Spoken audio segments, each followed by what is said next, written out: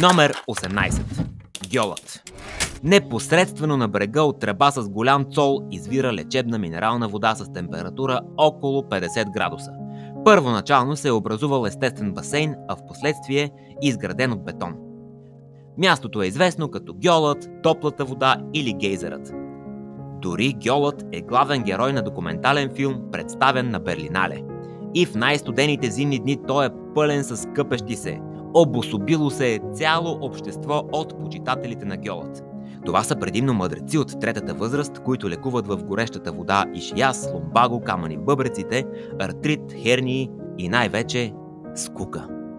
Те, подобно на патриции в римска баня, философстват на всякакви теми. Говорят си само чрез сентенции и афоризми, от които най-използваните са природата е голяма работа и съсипаха тази държава. Мястото е известно и няма да ви затрудни да го намерите, затова ще ви се признаят само селфита или клипчета, нагазали в гьолът и произнасяйки една от двете култови реплики.